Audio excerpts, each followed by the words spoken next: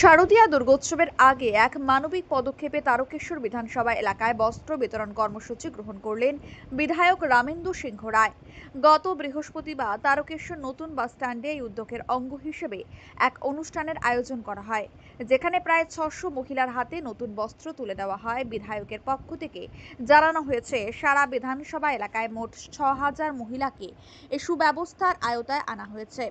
অনুষ্ঠানে উপস্থিত ছিলেন বিধায়ক রামেন্দু সিংহ রায়, তারকেশ্বর টাউন তৃণমূল কংগ্রেসের সভাপতি উত্তম ভান্ডারী, যুব তৃণমূল কংগ্রেসের সভাপতি চন্দন সরকার, টাউন মহিলা তৃণমূল সভানেত্রী রীতা মণ্ডল, সভাপতি প্রদীপ সিংহ রায়, পৌরসভার ভাইস চেয়ারম্যান প্রবীর চন্দ্র সহ আরও অনেক নেতৃত্ব। শারদ উৎসব বাঙালির সবচেয়ে বড় উৎসব। এই উৎসবে 4 দিন বাংলার মানুষ মেতে থাকে।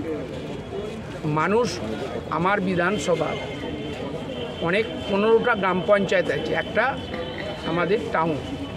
তা দীর্ঘ 4 বছর ধরে কেন্দ্রের বিজেপি সরকার 100 দিনের কাজ বন্ধ করে রেখেছে। এই 100 দিনের কাজ যদি মানুষ পেত, পুজোর সময় তারা তাদের অ্যাকাউন্টে 8-10 হাজার টাকা করে পাচ্ছিল। সেটা দীর্ঘ 4 বছর ধরে কেন্দ্রের বিজেপি সরকার কাজ বন্ধ করে রেখেছে। এই পুজোর মুখে বাড়িতে ছোট ছোট ছেলেমেয়েরা আছে, তাদের জামা কাপড় কেনার পর দেখা যাচ্ছে গৃহকর্তা গৃহকর্ত্রী তাদের আর একটা নতুন বস্ত্র হচ্ছে। তাই 2021 সালে আমাকে এখান থেকে এই মানুষেরাই ভোট দিয়ে নির্বাচিত করেছে। আমি 4 বছর ধরে আমার সমস্ত নেতৃত্ব, এখানে উত্তম ভান্ডারী আছে, চন্দন আছে, রীতা আছে, পূজা আছে, কাউন্সিলররা সবাই আছে, ভাইস চেয়ারম্যান প্রবীর আছে, সবাই আছে।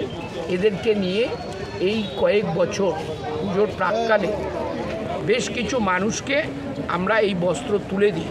কারণ মহাষ্টমীর 2টি পূজা, একটা মহাষ্টমীর পূজা, একটা সন্ধি পূজা। এই পূজাতে মানুষ নতুন বস্ত্র পরে তারা মায়ের পায়ে অঞ্জলি দেয়। তা এই নতুন বস্ত্র তুলে দিয়ে এনাদেরকে বললাম যে আপনারা নিজের মঙ্গল কামনা করবেন, পরিবারের মঙ্গল কামনা করবেন, আর একটা অতিরিক্ত ফুল মায়ের পায়ে দিয়ে মাকে বলবেন বাংলার মেয়েটা যেন ভালো থাকে। এই মেয়েটা আর কেউ নয়, আমাদের মুখ্যমন্ত্রী মমতা বন্দ্যোপাধ্যায়। তিনি ভালো থাকলেন, বাংলা ভালো থাকবে।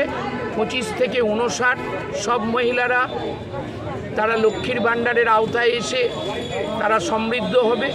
সমস্ত কন্যারা 18 বছর লেখাপড়া করলে কন্যাশ্রীতে তারা সমৃদ্ধ হবে। যুবকেরা যুবশ্রীতে সমৃদ্ধ হবে। যারা কঠিন কঠিন রোগে ভুগছে স্বাস্থ্যসাথীর মাধ্যমে চিকিৎসা পাবে। বিনা পয়সায় রেশনটাও বহাল থাকবে। তাই এই বাংলার মেয়ে, বাংলার মুখ্যমন্ত্রী, আমাদের সকলের বাংলার প্রতিনিধি, তিনি ভালো থাকলে আমরা সবাই ভালো থাকব। তাই এনাদেরকেই নতুন বস্ত্র তুলে দিয়ে বললাম নিজের বাড়ির জন্যে প্রার্থনা করার পর বাংলার মেয়েটার জন্যে একটা ফুল অঞ্জলি দেবেন। বিধায়কের সাথে সাথে আপনি জেলার একজন সভাপতি, এই শারদীয়ার এই প্রাক্কালে এলাকাবাসীকে নাগরিকদের উদ্দেশ্যে কী বার্তা দেবেন? আমি প্রত্যেককে শারদ উৎসবের প্রণাম জানাই, ছোটদের স্নেহাশিস জানাই, সমবয়সীদের অনেক অনেক অভিনন্দন। বাঙালির শ্রেষ্ঠ পূজা এই দুর্গা পূজা, খুব আনন্দ করুক।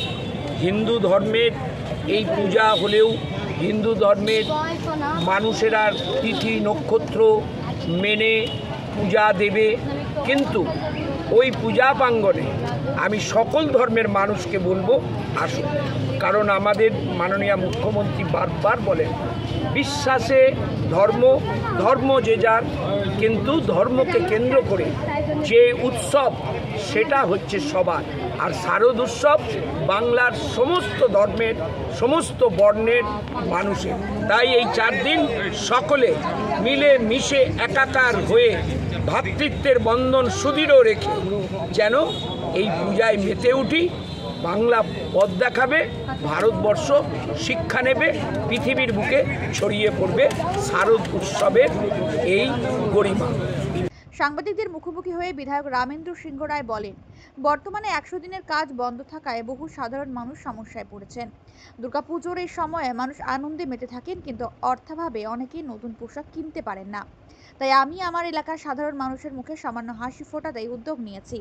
তিনি আরও জানান, সারা বিধানসভা জুড়ে 6000 মহিলার হাতে নতুন বস্ত্র তুলে দেওয়া হয়েছে এবং এই কার্যক্রম আগামীতেও চলবে বলে আশ্বাস দেন। এই মহতী কর্মসূচি এলাকায় প্রশংসা কুড়িয়েছে। সাধারণ মানুষ বিধায়কের এই উদ্যোগকে সহানুভূতির রাজনীতি বলে অভিহিত করেছেন। আশিস কুমার ঘোষের রিপোর্ট, মেমারি আপডেট।